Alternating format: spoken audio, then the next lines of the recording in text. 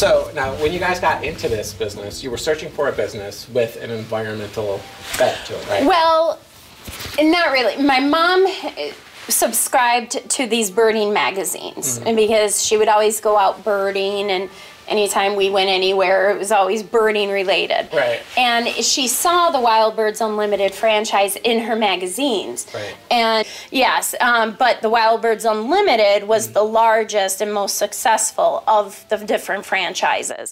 So my mom decided that Wild Birds Unlimited was the right fit. And so she opened in October 1st, 1997. I was in college at the time at UB. And so I would come and work on my breaks. And then my last year of college, I was working full-time as well as finishing up. And then when I graduated, I came on, I solely worked here, and then decided I never wanted to leave because I can't imagine doing anything else. No, and honestly, from the... It's, you know, educating people, and people come in because they want to be here. And they love being here, and it's de-stressing for them. They come in to relax, and you know, if they had a rough day, they just like to come in and take a deep breath, and it just automatically their stress level decreases. So we do events sometimes here in the store. We have scouts come in the spring. If they're working on a badge, they'll call us, and they may come in after we close, and I tell them a little bit about different foods that the birds eat, show them different types of feeders, help them if they're working on a certain badge. I do birding classes sometimes. I have a PowerPoint. I go to a lot of garden clubs. You do? And we do, anytime I do a presentation for garden clubs, it's usually garden clubs that call me, sometimes other organizations, but we charge, but the money, the check is not written out to us. The check is written out to Messenger Woods Wildlife Rehab. And so bird rehab. It's nature rehab in general. They don't do just birds. They do turtles and bunnies and possums. And they do everything. I love that. So yes. So anytime we do a presentation of some sort, the money always goes to them. Except for Penn-Dixie. Penn-Dixie, if we're doing some Penn-Dixie gets the money for that. But anytime we do other talks for groups, it's always to Messenger Woods Wildlife. I'm from West Seneca. So all of our bags of seed and our blends are regionally formulated for birds in the area according to what they like the most and what they need. And then the secondary seeds in the blends are going to determine the area or what species you want to attract specifically. Like if you want to attract woodpeckers and chickadees, nuthatches, you want to get something with nuts. Now, birds are not dependent on people at all for food. So they forage wherever or whatever. Believe it or not, they only eat at feeders about 20 to 30% of the time. So they're mainly eating seed in the wild, and then they supplement with your bird feeders. Wow. So if you don't have the food that they want, they have no reason to come. Right. So you want to make sure, yes. Because they can be. Yes, because they can be. A lot of people, because their yards, they do take pride in their lawn. Maybe they don't want a random sunflower plant growing or something like that. We do have blends that have no shells at all. So like our no mess blends, there's no shell. And since there's no shell, nothing usually germinates from it. That's awesome. So if you have a garden, if you have your feeder in a garden with flowers, and you don't want anything growing, you don't want to be picking out sunflower plants, then go with seeds that have no shells. Also, since there's no mess of the shells on the ground, you're less likely to attract unwanted critters. I see. Like mice or other rodents. Now, the other blends you have here, I see they have a winter blend. Yes. So we can come over here. So the winter blend, obviously, so this is a seasonal blend, and it says seeds, fats, and fruits. So the fats are important during this time of year. Yes, fat will obviously help the birds get through the long, cold nights. Because the birds do not feed when it's dark. Their body mass depletes quite a lot during the night. I see. And so they have to eat a lot during the day Right. and high fat, high calorie foods Right. in order to stay warm then. But we have nesting, we have a blend that is better for nesting that has Well, more that's awesome. calcium and yeah. So you really can take care of the birds Yes. in a really nice way. Seasonally savvy Sure. foods. Right. But Standard. these are staple all year. Okay. They have like our No Mess Plus blend and the Tree Nutty Plus. The plus aspect of it means that they have fruit. Okay. They also have what we call bark butter bits, Okay. which are little suet nuggets. Okay. The suet nuggets will provide extra fat and Wow. protein for the birds. awesome. But then there's also calcium in it, which is great for the summer when they're nesting.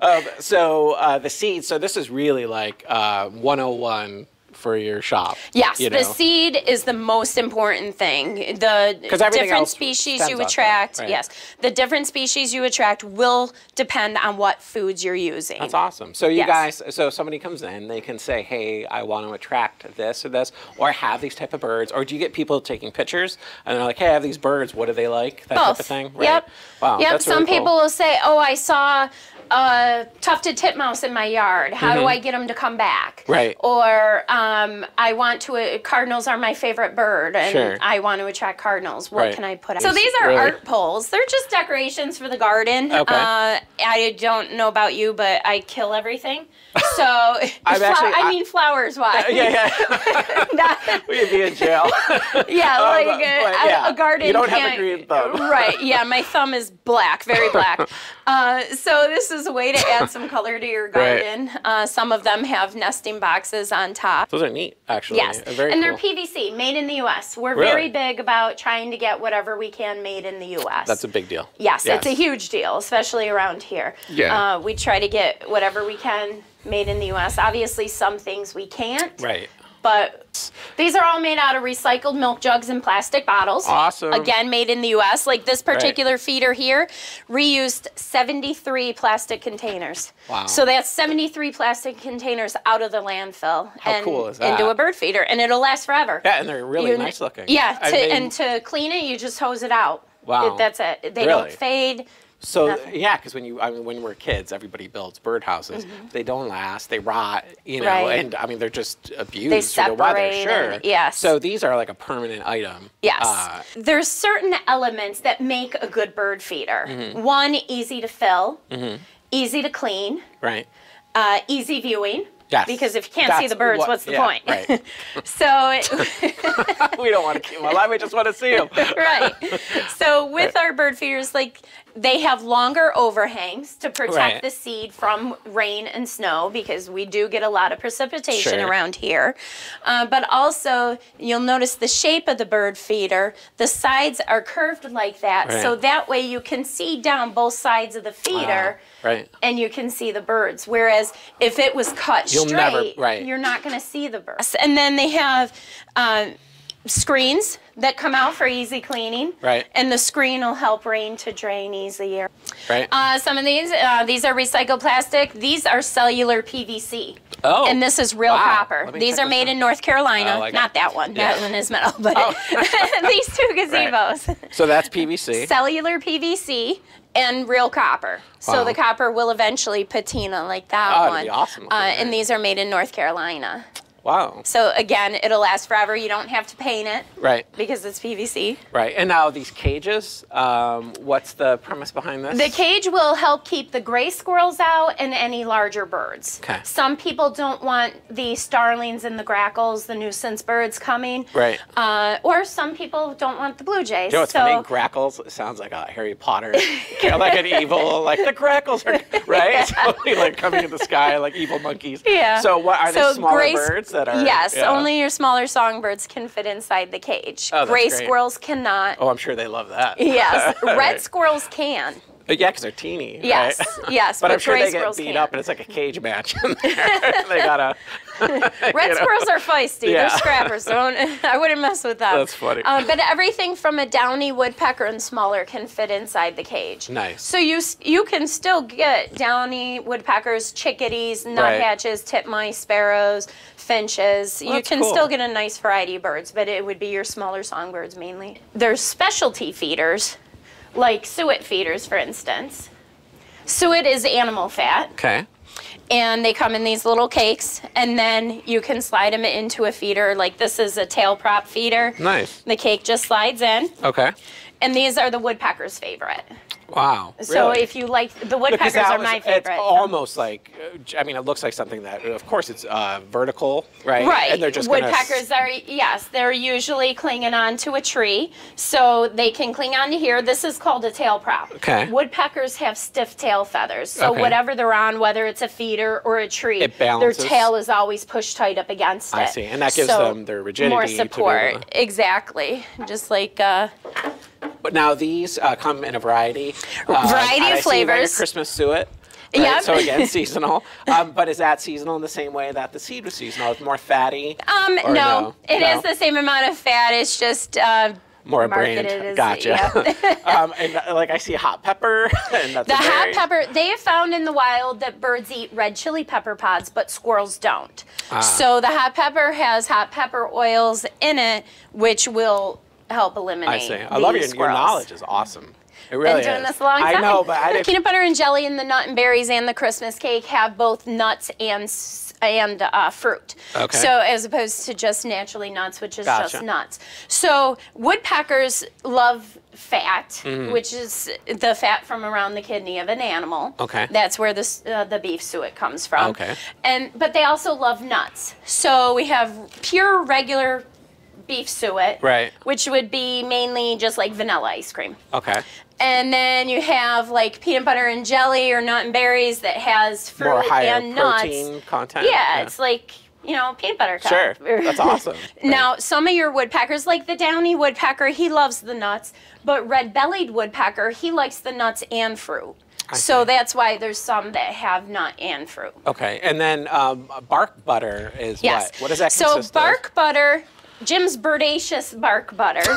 So Jim Carpenter is the founder and CEO of Wild Birds Unlimited. Oh, wow. Of the Okay. franchise. He has been making bark butter in his kitchen for 30 plus years. Are we looking at the inception of the company here? Yeah. Is that the Well, first product? Or one of them? Of Jim's Birdacious Bark Butter, yes, this Yeah. is the very first that he made. But he had been making it in his kitchen for many years. Across the U.S. and Canada now, there are 148 different species of birds that will eat bark butter. Holy cow. It's a spreadable suet. So it's a suet based, but then it also has peanut oil and peanuts. Right. And it can attract birds that you can't attract at regular feeders, like warblers, vireos. The number 148 species Right. is a white-eyed vireo. So the bark butter you can spread onto a tree, or we have specific feeders for them, like this is one of them here. I see. I'll get that when we And- do our B-roll, but that's awesome. Yeah, so, but you can spread it right onto a tree. Okay. Or Just shellac it on Yeah, and the birds we come have over. a 4-inch putty knife. We just dig it up and we just spread it right How on, cool. like paint the tree. It doesn't hurt the tree at Right. all, and the birds are getting it all out of the little nooks and crannies Which of is the bark. great. Yeah, it's just good. It's their natural way, right? Exactly. Now I see a squirrel feeder. Is that what that is? It's No, just- this is Or is that the name of the it's company? anti-squirrel Oh, feeder. it's an anti-squirrel feeder. You can now. Squirrels don't usually care for just the pure rendered beef suet, Gotcha. but they do like nuts. Okay. So if you use a nut suet, you might get them coming for it. So this one, you put the suet inside the cage, and then Well, the it's gonna gray drive 'em squirrels can't mad. get to Right, it. right. Yeah. Because the squirrels would like the suet, I'm sure. Yes, and the starlings do too, and starlings can clean you out of a suet cake in Quick. no time at Right. all. Right. So this helps slow them down also. Wow. That's And then interesting. there's also the hot pepper bark butter. And then we got a new product just a couple months ago now, the Quick Bites. Some people don't want to take the time to spread it out on a tree. It's cold out there. Sure. This weekend it's not even going to hit 10 degrees. No. So these are little individual serving size cups of the bark butter. It's you like just peel the pudding foil cup off. for a bird. Yes, exactly. Do you have holders for those, or you just put them out as they are? Of course we have holders. Right. And then behind us here, I see So you have some people finches. love goldfinches. Yes. They're a favorite for a lot of people. In the summertime, they look more like this. The males do. Okay. In the wintertime, they're a very dull olivey drab color like this. I So see. like here's a summer image, males and females. Wait. So, that's interesting. And then this is what they look like in the winter. Oh. So they're here all year, but a lot of people don't realize it because it's such a drastic change. They don't realize it's the same bird. Yes, And then they're they- one of the few birds that molt twice a year. So is that must be a survival predatory? Yeah, like, they'll to blend in more in the right. winter time. Now, in the Niger seed is their favorite. Some people call it thistle, Okay. but it's a very tiny black seed. Okay. There is a shell on it. Okay. It's just very small. So since that seed is so small, it belongs in a special feeder with really tiny holes. I see. Now, our tube feeders, again, they're made in the U.S. Okay. They also have lifetime guarantees. So if a squirrel decides he wants to chew a hole through it, you clean it, bring it in, and we can fix it. Oh, you're kidding. So it's not even just about manufacturing. This is if a squirrel goes haywire and destroys it, you can bring it in and get another one. Yes. That's awesome. We can replace the plastic tube. Okay. And these are made in Rhode Island. Okay. Also, the greatest feature, they have our quick clean bottoms. Oh, those are nice. So the bottom just pops right off, super easy to clean. Put it under the faucet. Give it a Yep, clean. and see how this is peaked? Yep. So that is so all the seed is pushed out towards the hole, so there's no dead space in there. Oh, wow. There's some cheap tube style feeders where the bottom is down here, but the last hole is up here. I see. All this the birds can't get to. It just fills It with just seed and sits. gets gross, Right. and then things start growing inside the tube, And it gets that's mushy, nasty. right? And it exactly. kinda condenses. It'll mold. Right. It'll be disgusting. So ours have the peak. So the bottom is right at the last porthole. Wow. We also have our black tubes, our EcoClean. They have antimicrobial product protection. Oh, wow. It's called the Aegeon. Okay. And there's silver ions that are embedded right into the DNA structure of the Lexan polycarbonate tube. Okay. And in all the black powder coat paint. And Yeah. then we have weather guards because, again, we have a lot of rain and snow here. Right. So we have weather guards that you can fit on the top of the feeder. Okay. And it'll help keep the rain and snow out. So now next to this, you have more of these verticals. So these are our most popular squirrel-proof feeders. This shuts if the squirrel gets on it. All three of these do, actually. You see, that's the famous YouTube video. Did Well- you ever see where the squirrel, does that spin? No, that's the flipper. There's a rechargeable battery and it spins. see. And yes, this one is a much more economical version of that. And there's no rechargeable battery that you have Gotcha. to deal with. But it shuts if the squirrel gets on it. Since these are weight activated, though, you have to make sure that whatever you hang them from, the squirrel can't hold on to something else and reach over Right, 'cause to they it. will, because right? 'Cause they- yeah, they'll try. Yeah. And they probably love the challenge. So Yes. you got to make sure they're clear of all Right. branches and get them in a nice open And spot. now this one has a lifetime guarantee. So if the squirrel decides he wants to be a jerk and chew a hole through it, you clean it, bring it in, and we can fix it. Right. And then this is a weather guard again to help keep the rain and snow out. Nice. I mean, these are really high quality, though. I mean, Yes. having. And then these are for the Orioles. And again, this is our most popular Oriole feeder. Again, Okay. 10 plastic containers to make this one. Wow. Made in the U.S. And Did I see a 10 on the side of that? Yep. Oh, that's great. So you actually know what you've, just purchased. that you saved Yeah. how many from the landfill? Sure. Yep. Wherever you put your feeder, you want to make sure that it's easy for the birds to find it. Gotcha. So if it's underneath an overhang, it's going to be harder for them to see it. Right. So these ones are for bluebirds. Bluebirds are insect eaters. Okay. First, primary. Okay. Mealworms. Live mealworms are number one. You can get dried mealworms as well. Right. But live is preferred by the birds. No kidding. And they'll also eat the bark butter. Is that their primary source, is insects? Yes. And then when they can't get the insects because of cold weather or whatever, then they eat more fruit. Now, the boxes you have are really cool, too. You have, Yes. Is that the same type of wrap that was on those front? This one is, yes. Yeah. And these are the cellular PVC with the copper again. And these are recycled plastic. And then we do have a couple wood ones for the houses. Sure. Again, all our housing is made in the U.S. Okay. And these are bluebird houses on this side. So bluebirds need an 1.5 inch size hole. Okay. So if you have, a lot of people want to attract the bluebirds. Right. So my first question to them is, do you have at least 100 by 100 of open area? Because that's the basic attraction. That would be the smallest, yes. If they say yes, then I say, great, put up a bluebird box. Okay. If they say no, they're in a wooded area, I say, you're not going to get bluebirds, go for chickadee or house wren. So with bluebirds need an 1.5 inch size opening. And the entire height of the box should be about 12 inches with the hole about 5 to 7 inches from the floor. Okay. Now, all of our boxes can open up in some manner. This particular one can open up on the roof. Okay. So you can peek in and see how they're doing. You want to monitor it. You do? Yes. Now, you're not going to be messing around in there, but you can peek in, see how they're doing, make sure there's no blowfly larvae or other insects in there that could hurt the babies. Oh, I see. Because they can get an infestation Correct. in their material, and then that can kill the birds. Yes. And then this box, you can open it up on the side to clean it out. Oh, that's nice. Yep. And then you also see there's a little grate, a little fence so the babies can climb out. Let's see. Oh, that's cute.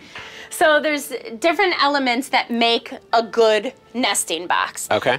So you want to make sure there's ventilation, there's drainage, no perch, and you want to be able to open it up so that you can easily clean it out and monitor them. Are these all handcrafted? They almost look handcrafted. Yes, now these are made in Mississippi. Okay. And this one, actually, these two, were from a cotton compress building in Blasdell, Arkansas. Oh, okay. Is that? Oh, wow. And the story is on the little tag. Okay. So there was a cotton compress building from the 19th century, and it was being dismantled recently. I don't know how recent, but recent. The company acquired the wood. It's reclaimed cypress, and they made birdhouses. So this wood actually was a cotton compress building in the 1800s. That's cool. Yes, there's a lot of history really in neat. here. Yeah, exactly. They're not out cutting down trees. It's repurposed. And a hawk that would. This one is a wood duck box. Wood duck. Yes. Oh, that's right. You see those when you go to parks. Mm-hmm. Sure. Yep, along a pond. Water's edge. And now, what's the one next to it? That's a bat box. Little brown and big brown bats are very tiny, and they can fit in the tiniest of crevices. If you got it, so the bats will fly onto here, and then they'll crawl up inside. And this mesh is on the back side, the front panels as well. This space is for ventilation. Right. And the bats will climb up inside. This can house up to 100 bats. No way. Way. Way? Really? Yes. We actually have an Eastern Screech Owl box right here. This is an Eastern Screech Owl box, which is a small owl. And again, you can open it up. Now, since they use like old dead holes in trees, you line it with the wood chips. Okay. And that's, they don't build a nest per se. They just have like the wood chips from the excavation of the hole in the bottom of it. I see. Wow. Now, so you've got some wind chimes, of course. Yes, we have some non-bird products. Yeah, that's okay. So it kind of totally goes with the theme of hanging something off your porch. And these are made in the U.S. as well. Really pretty. And I call it a donger, but this donger part is made out of recycled material. Nice. And these are coated aluminum tubes. Wow. And this is like parachuting cord. Is that a new product line for you? Nope. No. We've been carrying these for a long time. Many, many years ago, we carried JW Standards, which were like top of the line chimes. And then I don't know if they moved overseas or why we stopped carrying them, but I think they moved overseas. And then we started carrying Woodstock chimes, which were made here in New York. And then they moved overseas. Really? So we dropped them. And I found love that this company. Yeah, because and education is a huge part of what you do. Yes. We don't carry nearly the selection of books we used to because A lot of people don't buy books anymore, unfortunately. But it's enough to, if somebody wants to know something, you can guide them to a decent selection here. And The Joy of Bird Feeding, this book came out last year, and Jim Carpenter, again, our CEO and founder and CEO, wrote this book. It has 180 feeder birds, but then it talks about birding in general, different types of foods to use, placement. It talks about critter proofing. Anything you could want to know about the bird feeding hobby. Bird feeding 101, right? Yes. Now, with hummingbird feeders, hummingbirds don't necessarily care what the feeder looks like. Okay. It's the nectar. The nectar or the hummingbird food has to be fresh and clean. It's sugar water. Bacteria grows very quickly. Right. So you don't want to make them sick. They're tiny. They're fragile. So we recommend, you can buy nectar, but honestly, we recommend to make it yourself. It's just sugar It's just and plain water. sugar. Right. No fancy sugars, no artificial sugars, just regular white table sugar and water. So, but the ratio, you have to have the ratio. It's 4 water to 1 sugar. Okay, for them. Now, for choosing a hummingbird feeder, obviously some are going to be more durable than others. We tell people, get one that you don't mind cleaning. Now, for me, I drop everything. So glass is not friendly in my house because I drop everything. So, but like our feeders here, these are our most popular. Easy viewing for the birds. Okay. The hummingbirds sit here, easy viewing. There's nothing blocking your view. They're not like on the back side of something. Also, see how the perch is a little bit higher? Yep. They found through studies with a little bit higher perch, they're more likely to sit longer. Oh. The lids come more right off. comfortable for them. Yep.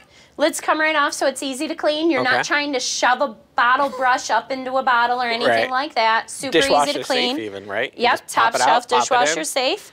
And then this is a built-in ant trap in here because it is I was gonna sugar ask, water. Right. Well, that's going to naturally attract ants. It's possible. Some people have trouble, some people don't. So you put the nectar in here, and then you put plain water in here. And then the ants come down the hanger, they get trapped in the water, can't get down to the feeder. Nice.